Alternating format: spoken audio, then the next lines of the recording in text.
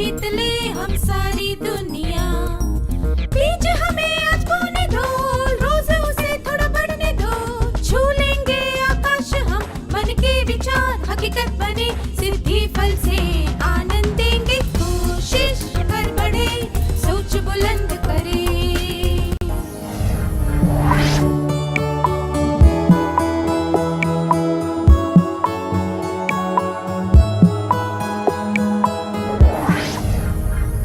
नमस्ते छात्रों, आप सबसे मिलकर बहुत खुशी हुई। क्या हम आज के सत्र की शुरुआत एक क्रियाकलाप से करें? आइए हम खुद को प्रेरित करने के लिए एक क्रियाकलाप करते हैं। उदाहरण के लिए एक वाक्यांश है, मैं कर सकता या सकती हूँ। आप इस तरह के जितने भी वाक्यांश सोच सकते हैं, उन्हें सोचकर अपनी नोटबुक में लिखें।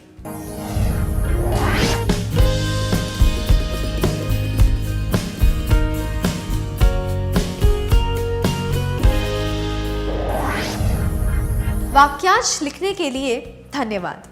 क्या हम इनमें से कुछ वाक्यांशों पर नजर डालें? मैं फिर से कोशिश करूंगा या करूंगी। मैं आसानी से हार नहीं मानता या मानती। मैं इस काम को बीच में नहीं छोड़ूंगा या छोड़ूंगी। मुझे जितना हो सके मैं उतनी अच्छी तरह काम करूंगा या करूंगी। यह संभव है। मैं यह कर दिखाऊंगा या दिखाऊंगी। मुझ में हिम्मत है।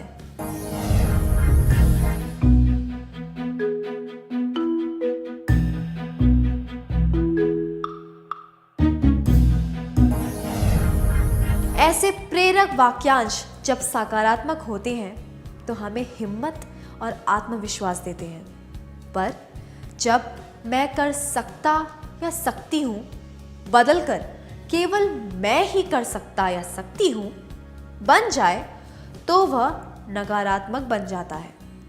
इसमें अभिमान का भाव होता है। हमें यह याद रखना चाहिए कि खुद को प्रेरित करते समय हम में अभिमान नहीं आना चाहिए। मैं कर सकता या सकती हूं, केवल मैं ही कर सकता या सकती हूं।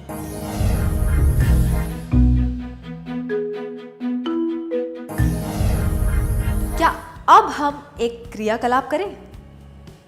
आपको किसी ऐसी चीज के बारे में सोचना है जो आप मैं कर सकता या सकती हूं के विश्वास से हासिल कर सकते हैं और केवल मैं ही कर सकता हूं के अभिमान से हासिल कर सकते हैं। क्या आप दोनों स्वेच्छा से यहां आकर बताएंगे कि आप ये कैसे कहेंगे?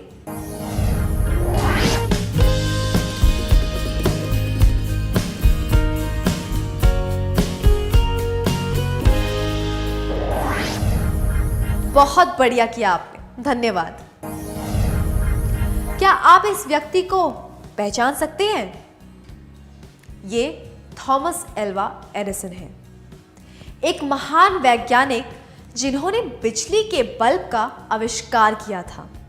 उन्होंने और भी कई आविष्कार किए। बल्ब बनाने के प्रयास में वे 1000 बार असफल हुए और उसके बाद ही उन्हें बल्ब बनाने का सही तरीका मिला।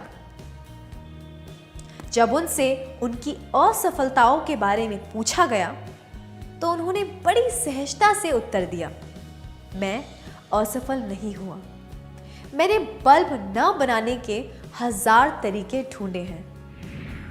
हमें इससे क्या सीख मिलती है?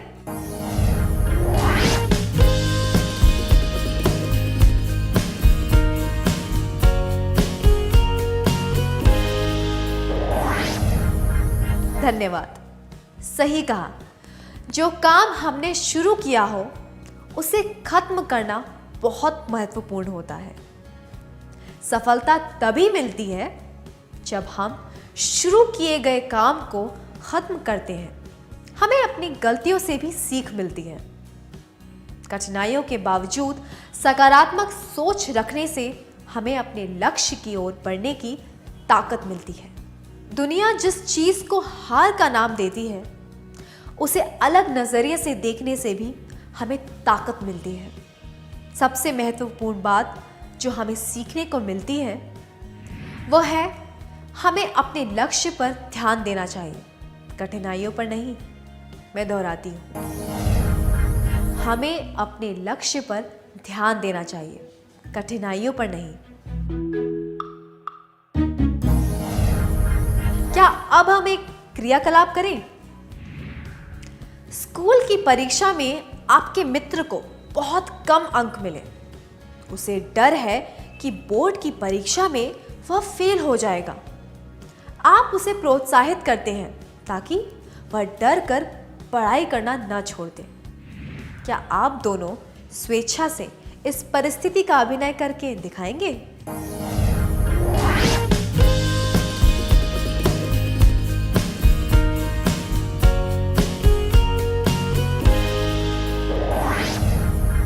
बहुत बढ़िया, धन्यवाद।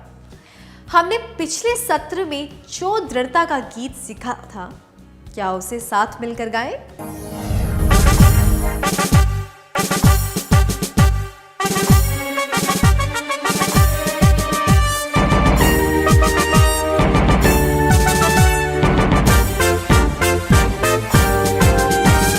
गिर के फिर संभलेंगे, गिर के फिर संभलेंगे, हम गिर के फिर संभलेंगे, गिर के फिर संभलेंगे, गिर के फिर संभलेंगे, हम गिर के फिर संभलेंगे। धरती चीर निकला बीज विशाल वृक्ष बनता, ऐसी मुश्किलें हटा के हम गिर के फिर संभलेंगे, हम गिर के फिर संभलेंगे। धरती चीर निकला बीज विशाल वृक्ष बनता, ऐसी मुश्किलें हटा के हम गिर के फिर संभलेंगे, हम गिर के फिर संभलेंगे। चाहे रोके मार्ग को यह धरा और गगन, मंजिल को पालेंगे, गिर के फिर संभलेंगे, हम गिर के फिर संभलेंगे। चाहे रोके मार्ग को यह धरा और गगन, मंजिल को पालेंगे, गिर के फिर संभलेंगे, हम गिर के फिर संभलेंगे, गिर के फिर संभलेंगे, गिर के फिर संभलेंगे, हम गिर के फिर संभलेंगे। बहुत बढ़िया, आप सबने बहुत अच्छी तरह गाया। क्या हम एक और परिस्थिति पर ध्यान दें? ये डेमोस्थीन्स है, ग्रीस के सबसे महान वक्ताओं में से एक। वे हकला कर बोला करते थे और लोग उनका मजाक उड़ाते थे, पर उन्होंने वक्ता बनने की इच्छा को दबाया नहीं। उन्होंने अपने मुंह में कुछ कंकड़ रख लिए और समुद्र तट पर खड़े होकर इतनी जोर से बोलने लगे कि लहरों की आवाज भी सुनाई नहीं दे रही थी। धीरे धीरे उनका हकलाना दूर हो गया और वे एक निडर वक्ता बन गए। कभी कभी हमारी समस्याएं वास्तविक नहीं बल्कि मानसिक होती हैं, जैसे कि डर। हमें अपने डर को दूर करना चाहिए ताकि वह हमारे लक्ष्य की राह में न आए। आत्मविश्वास पैदा करके और सकारात्मक सोच अपनाकर हम अपनी चिंताओं को मिटा सकते हैं। डेमोस्थीन्स को डर था कि लोग उसका मजाक उड़ाएंगे और यही उसकी समस्या बन गई। उसका लक्ष्य था अच्छा वक्ता बनना। दृढ़ता से उसने अपनी समस्या को हल कर दिया। हमें समस्याओं को दूर भगाकर लक्ष्य पर ध्यान देना चाहिए। मैं दोहराती हूँ, हमें समस्याओं को दूर भगाकर लक्ष्य पर ध्यान देना चाहिए।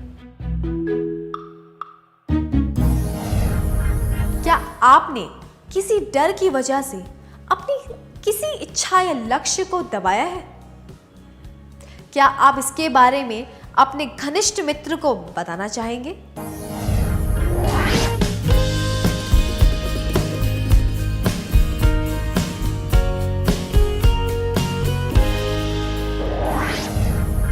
कभी कभी समस्याएं बाहर से आती हैं, दूसरों की आलोचना की वजह से हम हताश हो जाते हैं, पर हमें उम्मीद नहीं छोड़नी चाहिए।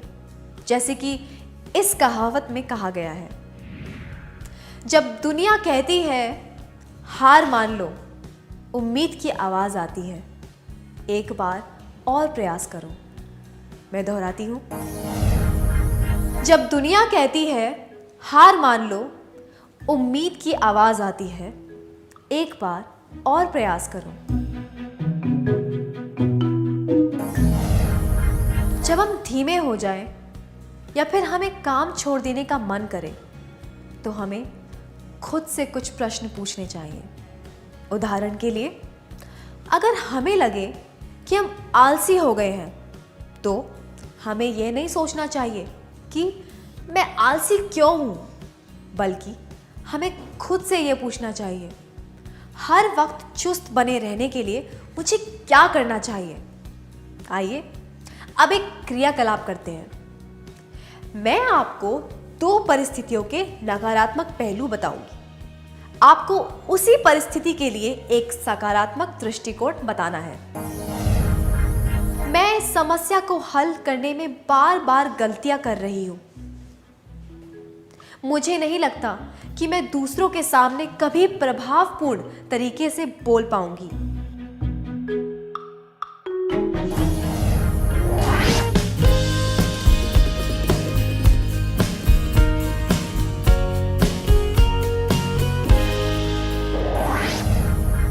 क्या आपने पूरा कर लिया? क्या हम उत्तर जांच लें? नकारात्मक, सकारात्मक। मैं इस समस्या को हल करने में बार बार गलतियां कर रही हूं। इस समस्या को हल करने के लिए क्या मुझे कोई अलग तरीका अपनाना चाहिए? मुझे नहीं लगता कि मैं दूसरों के सामने कभी प्रभावपूर्ण तरीके से बोल पाऊंगी। दूसरों के सामने क्या मुझे अपने विचार अलग ढंग से सामने रखने चाहिए ताकि मैं उन्हें प्रभावित कर सकूं? इसी तरह अगर हमें पढ़ाई में सफलता नहीं मिल रही हो, तो हमें खुद से पूछना चाहिए, अगली बार अच्छे अंक लाने के लिए मुझे क्या करना चाहिए? खुद के प्रति सकारात्मक सोच रखने से हमें आगे बढ़ने की हिम्मत मिलती है। विंस्टन चर्चिल ने कहा है, सफलता आखिरी नहीं होती, असफलता घातक नहीं होती। आगे बढ़ते रहने का साहस ही ज्यादा महत्व रखता है। इसीलिए हमें खुद को और अपने कार्यों को सकारात्मक तरीके से देखें। मैं दोहराती हूं, खुद और अपने कार्यों को सकारात्मक तरीके से देखें। हमें यह याद रखना चाहिए कि हम में बहुत क्षमता होती है जिसका हम इस्तेमाल नहीं करते। यदि उस क्षमता का इस्तेमाल करना हो तो हमें आसानी से हार नहीं माननी चाहिए। ऐसा करने से हम खुद को बेहतर तरीके से समझ पाते हैं और दूसरों को भी यह समझ में आ जाता है कि हम कितना सामर्थ्य है। क्या आप किसी ऐसी के बारे में बता सकते हैं जब आपको बाद में कोई काम मुश्किल लग रहा हो और बाद में दृढ़ता की वजह से आपने उस काम में सफलता प्राप्त कर ली?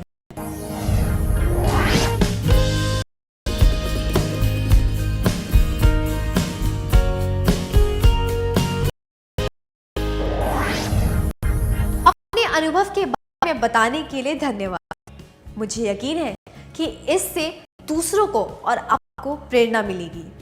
क्या हम दृढ़ता के कुछ सकारात्मक परिणामों के बारे में? नीचे कुछ उल्टे पुल्टे शब्द दिए गए हैं। आपको अक्षर सही क्रम में जमा कर उचित शब्द बनाने हैं। क्या आप तैयार हैं?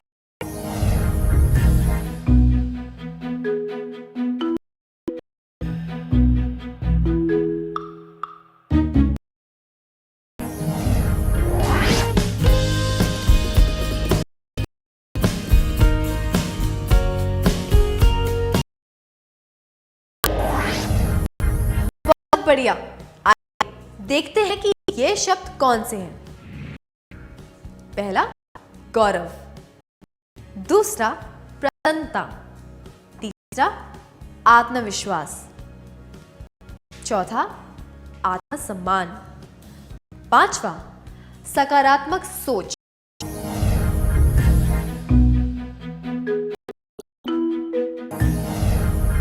जब हम चुनौतियों का सामना करते हुए थोड़ा कष्ट उठाते हैं और अपना लक्ष्य प्राप्त कर लेते हैं तो हमें गौरव और प्रसन्नता का एहसास होता है।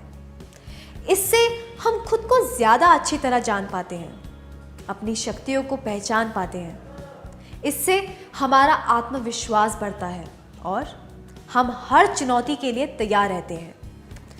आत्मविश्वास बढ़ने से हमारा आत्मसम्मान भी बढ़ता है और इनसे हमारी सोच सकारात्मक हो जाती है। क्या अब हम आज के सत्र का सार संक्षेप कर लें?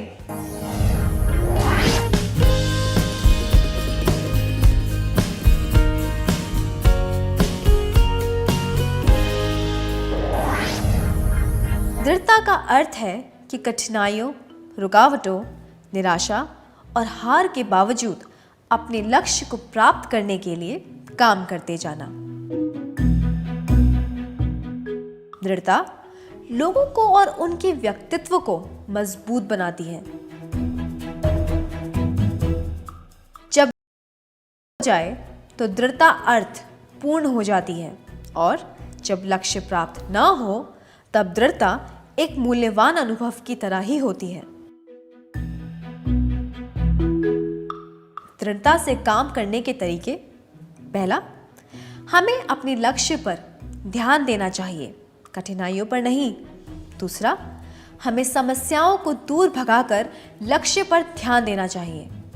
तीसरा, खुद को और अपने कार्यों को सकारात्मक तरीके से देखें। दृढ़ता के सकारात्मक परिणाम: पहला, गौरव, दूसरा, प्रसन्नता, तीसरा, आत्मविश्वास, चौथा, आत्मसम्मान, पांचवा, सकारात्मक सोच। इतनी अच्छी तरह सार संक्षेप करने के लिए धन्यवाद। क्या अब हम थोड़ा गृह कार्य लिख लें ताकि ये बातें हमें अच्छी तरह याद रहे?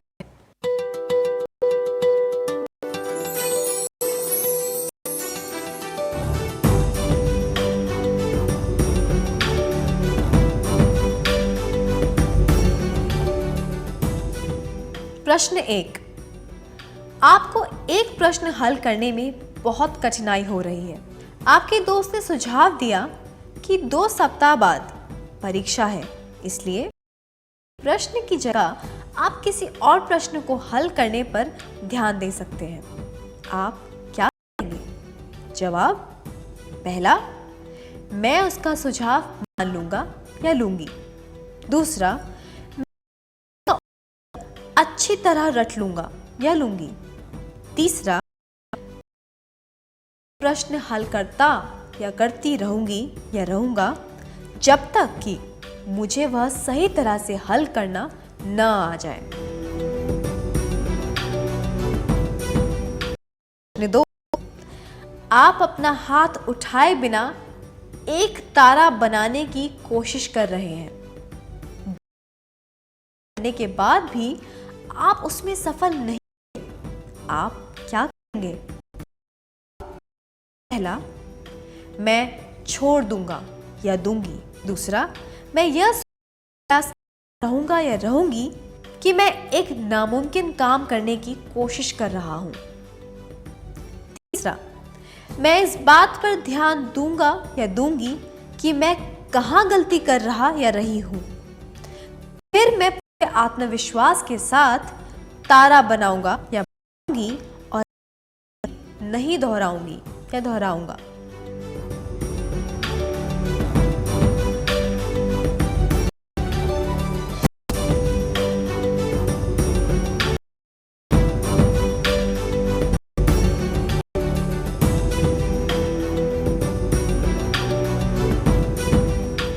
क्या आप अगले सत्र में आने से पहले इसे पूरा करके लाएंगे। तब तक के लिए अलविदा।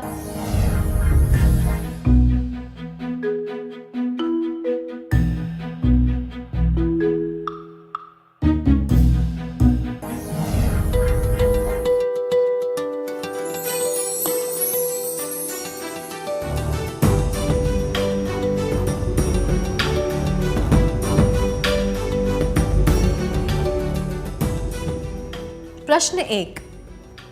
आपको एक प्रश्न हल करने में बहुत कठिनाई हो रही है।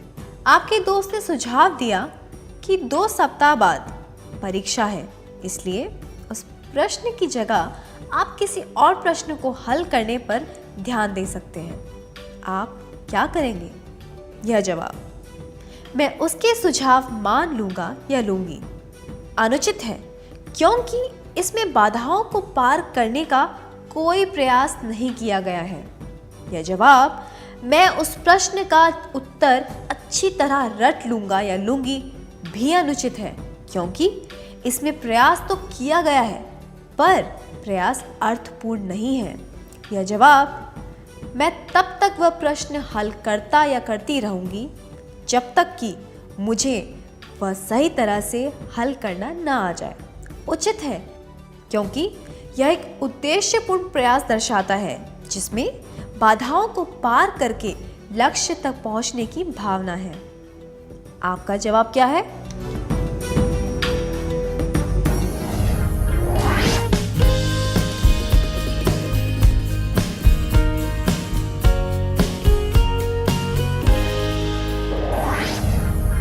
प्रश्न 2। आप अपना हाथ उठाए बिना एक तारा बनाने की कोशिश कर रहे हैं। 10 बार प्रयास करने के बाद भी आप उसमें सफल नहीं हुए। आप क्या करेंगे? यह जवाब, मैं छोड़ दूंगा या दूंगी, अनुचित है, क्योंकि इसमें दृढ़ता की कोई बात नहीं कही गई है। यह जवाब, मैं यह सोचते हुए प्रयास करता रहूंगा या रहूंगी कि मैं एक नामुमकिन काम करने की कोशिश कर रहा हूं, भी अनुचित है, क्योंकि आत्मविश्वास के बिना जो प्रयास किया जाता है उसमें दृढ़ता नहीं होती है। यह जवाब, मैं इस बात पर ध्यान दूंगा या दूंगी कि मैं कहाँ गलती कर रहा या रही हूं, फिर मैं पूरे आत्मविश्वास के साथ तारा बनाऊंगा या बनाऊंगी और वह गलती नहीं दोहराऊंगा या दोहराऊंगी, उचित है, क्योंकि इसमें खुद के काम को ठीक से जांचकर सकारात्मक सोच अपनाई गई है। इससे ही दृढ़ता कहते हैं। आपका जवाब क्या है?